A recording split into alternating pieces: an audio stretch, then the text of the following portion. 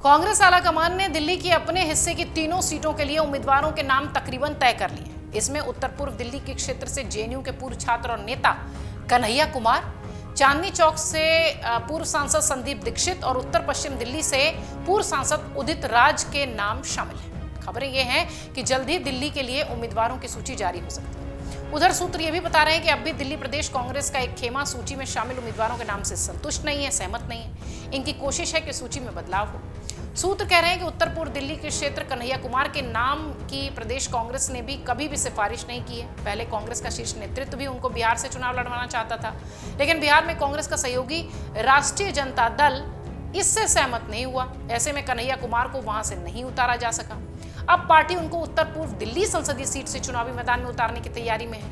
इस क्षेत्र से आपको बता दें, बीजेपी ने लगातार तीसरी बार अपने पूर्वांचली नेता मनोज तिवारी को टिकट दिया। अगर कन्हैया कुमार यहां से लड़ते हैं तो बिहारी वर्सेस बिहारी का एक जबरदस्त मुकाबला देखने मिलेगा।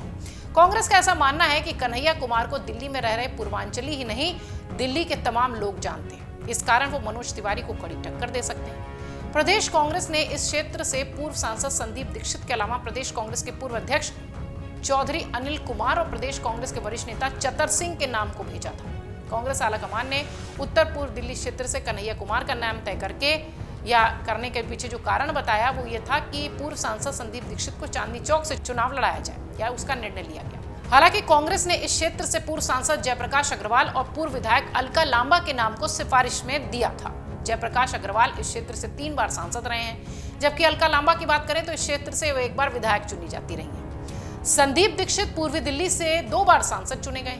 वहीं दूसरी तरफ कांग्रेस आलाकमान ने उत्तर पश्चिम दिल्ली से उदित राज के नाम पर मुहर लगाई है। प्रदेश कांग्रेस ने इस क्षेत्र से उनके नाम के साथ साथ पूर्व मंत्री राजकुमार चौहान और पूर्व विधायक सुरेंद्र कुमार का नाम भी भेजा था। हाल ही में उदित राज को हरियाणा के अंबाला से टिकट देने की भी चर्चा हुई। सूत्र ये भी कहते हैं कि प्रदेश कांग्रेस का एक खेमा तीनों क्षेत्रों के लिए तय किए गए उम्मीदवारों के नामों को लेकर असहमत है। उसने आलाकमान को अवगत कराया है कि ये तीनों उम्मीदवार चुनाव जीतने में सक्षम नहीं है। इस खेमे ने तीनों क्षेत्रों में इलाकों के नेताओं के साथ साथ इलाकों की वस्तुस्थिति को तवज्जो देने की मांग की।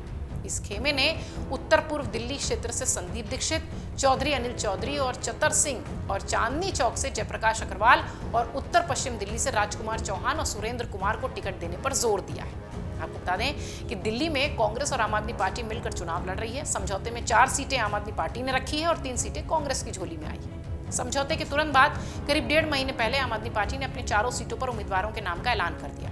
आम आदमी पार्टी से गठबंधन में मिली 3 लोकसभा सीटों पर कांग्रेस के पसीने छूट रहे हैं। लगातार कई बैठकें हो रही हैं, इसके बावजूद भी प्रत्याशियों का नाम सामने नहीं आ रहा है। आलम कुछ ऐसा है कि संभावित प्रत्याशियों की जोड़तोड़ में नए समीकरण भी जुड़ते जा रहे हैं। वहीं अगर बीजेपी की बात करें तो बीजेपी के 7 सीटों पर अपने प्रत्याशी मैदान में उतारने का काम बहुत पहले ही खत्म हो चुका है। आम आदमी पार्टी और बीजेपी ने अपने अपने स्तर पर चुनाव प्रचार का काम भी शुरू कर दिया है, लेकिन कांग्रेस के अभी तक कोई प्रत्याशी के नाम सामने आने की वजह से कोई तैयारी नहीं दिखाई पड़ रही। सूत्र ये भी कहते हैं कि इसकी बड़ी वजह है कि प्रदेश कांग्रेस की जो स्क्रीनिंग कमेटी है और पार्टी की जो केंद्रीय चुनाव समिति है, इनके बीच जो सामंजस्य है, जो सहमति है नामों को लेकर, वो नहीं बन पा रही। उम्मीदवारों के नामों को लेकर दोनों स्तर पर मतभेद है। प्रदेश कांग्रेस ने उत्तर पूर्वी दिल्ली सीट से पूर्व सांसद संदीप दीक्षित और चांदनी चौक सीट से पूर्व सांसद जयप्रकाश अग्रवाल और उत्तर पश्चिम की जो दिल्ली की सीट है वहां से पूर्व मंत्री राजकुमार चौहान का नाम प्रस्तावित किया है, जबकि केंद्रीय चुनाव समिति यानी सीईसी के स्तर पर कन्हैया कुमार, संदीप दीक्षित और उदित राज का नाम रखा गया है। सूत्र ये कह रहे हैं कि प्रदेश के एक खेमे के विरोध के बावजूद भी कांग्रेस आलाकमान ने इस वक्त किसी भी तरह की बदलाव से इनकार कर दिया है। आपको बता दें, कांग्रेस के लिए बीता कुछ समय मुश्किलों भरा रहा है। 2014 और 2019 के लोकसभा चुनाव में कांग्रेस को दिल्ली में एक भी सीट पर सफलता नहीं मिली।